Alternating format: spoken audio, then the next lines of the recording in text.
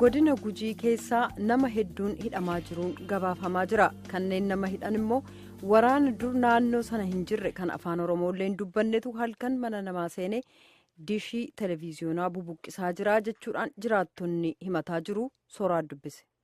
Waraanatti guddoo nama hidhuu jira. Jaarsa doon ta'in jaartii adoon ta'in iyyuu nama inni jirutti inni hidhuu jira. Namni hidhaam kanallee sagaleellee nama irraa fuudhuu malee namni dhufeetiin ittiin kennu. Nama irraa fuudhan sun sila buusan ishii isa kennan hin beekanii namni irraa fuudhanii dabranii waan akkana mul'achuu jirti eenna kana. Ganda akka haqallaa akka lagguula akkanallee dhufa gandi jirullee dhuf keessa akka namni hidhuu jiran baadiyyaaf katamaallee gama buruurii arsii sunillee jirum nageellee kana keessa garnam 84 nama akkana kan himanii gar booranaallee baadiyyaa fi katama jidduu lamaanii haga nama 76 akkana kana fayyadamee jirin beeka. Gara dhaha qallaatiif gara gandan dheessaa kanarraa wanni dabalame gara nama gar 30 waan dabalamee fi namsun irratti haga nama 210 akkasiidhaan jiru. Warridhaan kana eessatti hidhan?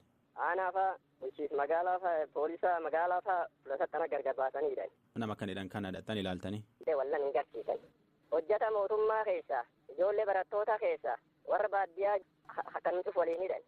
Maan taatan jedhaniidhaan yoo akkanidhaan kana? Wanni takkaan qubaa haa gammaatti edel waan kan godhee edel waan kan balleessee jedhaniitiin namatti himanii jiru. Hagarii halkan dhufaniitiin halkan qabaniidhu hagarii guyyaa tummaaddir keessa qabaniitiin hidhu baadiyyaa jiru maqaasa qabataniitiin dhufanii edelsaa barbaanne jedhaniitiin dhufaniitiin qaqqabu malee namni waan kan taate jedhaniitiin namatti himan takkaan qubaallee hin jiru. Namni qabu kun poolisii moo waraana? Lakki waraana. Waraanni kunin wayum poolisii kennatallee namni qabullee ni jira. Haa ta'uuti waya poolisaa keeyyatuuti malee nama afaan kennayyuu beekullee miti waraana poolisaa nu durii fuuldeen haanillee miti.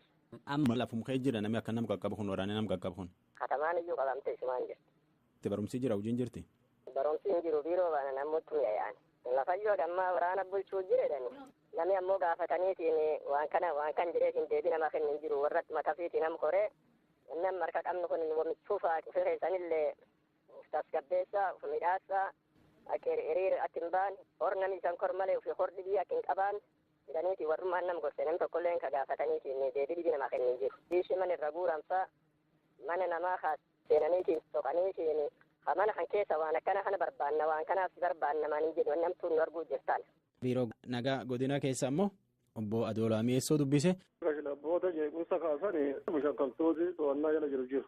Kashlabboota jechuun namaan hojjetu fakkeenyaaf. Kanaaf namoota humnaanii sirnicha diiguudhaaf seera mootummaa kana humnaan diiguuf midhamanii namoota akkasii socho'an san akkaataa seera biyya tanaatiin namoota muraasa to'annee jirra jechuudha namoota kashlabboota. Namni dhuga'uu jirru jaarolee biyya fa'aa jaartii biyya fa'aa jaarsi qaa'ee fa'aa nama akkanaati ijoollee barattoota fa'aa namni hidhuu jiran jedhan kun namni kashlabbee jechuun nama hojii akkam hojjete obbo Adoolaa. Nuti akka meernutti jaarsi nagaa jaarsi biyyaa hawaasi nagaa hin jiraatu kan misooma barbaadu kan nagaan bulee ta'u tokkollee biyya kana keessatti kan seera ala qabamee hidhame godina kana keessatti hin jiru. Namoonni shakkamtooti seeraan jala turanii seeraan ragaan irratti qindaa'aa jira.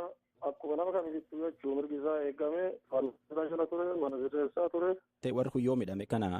Jechuun kun samoona jeequmsa muraasa iddoo muraasa uumame keessa irratti namoonni jeequmsan keessa argaman. Caasaan nageenyaa namoota to'atee jira. Akka nu qabnutti fakkeenyaaf dhahaa qallaa fa'aa laga buulaa fa'aa buruurii fa'aa nageel fa'aa nama hedduutti warri kun ijaarrolee lafaati warra kan quba qabda warra ciidhama fana. Taphatama adda baafnee beekuu qabna gisee adda baafnee beenu si kennuu hin dandeenye. Taatullee godina keessan keessatti nama hedduuttidha jira jedhanii kan jennee wanni lafa kaa'uu dandeenye jirtu. Olaantummaa seeraa mirkaneessuu dirqama qaba caasaan nageenyaa waan ta'eef shakkamtoota nama jedhamanii eeraman ragaadhaan seeraan akka irraa baratan kan taasifamaa jiru isa kana.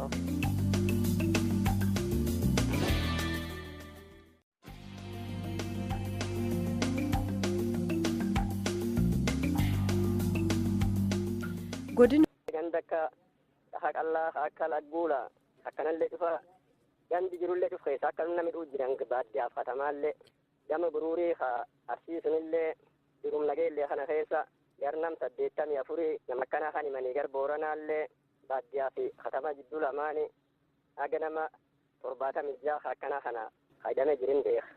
Gara dhaha qallaatiif gara gandan dheessaa kanarraa wanni dabalame gara nama gar 30 waan dabalamee fi namsun irratti haga nama 210 akkasiidhaan jiru. Warridhaan kana eessatti hidhan? aanaa fa'a bulchiis magaalaa fa'a poolisa magaalaa fa'a fulasattana gargar baasanidha. Nama akkanidhaan kan adhatanii Nu durii fuul been haanillee miti. amma lafum ka'ee jira namni akka nama qaqqabu kun waraanee nama qaqqabu kun. Katamaan iyyuu qabamte isumaan jirti. Itti barumsi jira hojiin jirti. Barumsi hin jiru biiroo baana namoota mi'aayaan. Lafayyoo gammaa waraana bulchuu jiredhani. Namni ammoo gaafataniitiin waan kan jedheetiin deebii nama kennin jiru warratti matafiitiin nam koree. Namni marka qabnu kun wamichuufaa fireessanillee tasgabbeessaa midhaassaa akka hiriira akka hin baane hor namni isaan kor malee ofii hordi biyya akka hin qabaan jedhaniiti warrummaan nam gorse namni tokkollee ka gaafataniitiin deebii dhibii namaa kennin jiru. Biishi mana irra guuramsaa mana namaa kaas seenaniitiin soqaniitiin mana kan keessa waan akkana kana barbaanna waan kanaaf barbaanna maanii jedhu namtuun nu arguu jirtaan. Biiroo nagaa godina keessa ammoo obbo Adoolaa Mi'eessoo dubbise. Kashlabboota jeequmsa kaasanii shakkamtooti to'annaa jala jiru.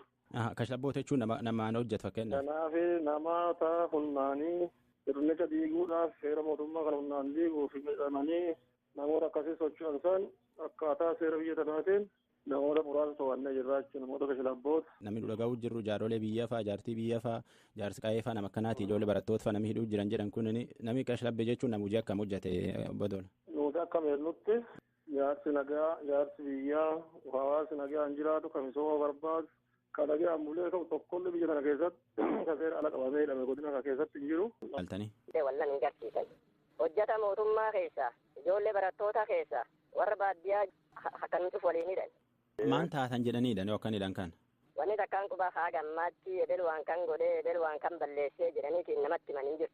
Hagarii halkan dhufaniitiin halkan qabaniidhu hagarii guyyaatuma diri keessa qabaniitiin hidhu baadiyyaa jiru maqasa qabataniitiin dhufanii edelsaa barbaanne jedhaniitiin dhufaniitiin qaqqabu malee namni waan kan taate jedhaniitiin namatti himan takkaan qubaallee hin jiru. Namni qabu kun poolisii moo waraana? Lakki waraana. Waraanni kun wayum poolisii kennatallee namni qabullee ni jira. Haa ta'uuti waya poolisaa keeyyatuuti malee nama afaan kennayyuu beekullee miti waraana poolisaa.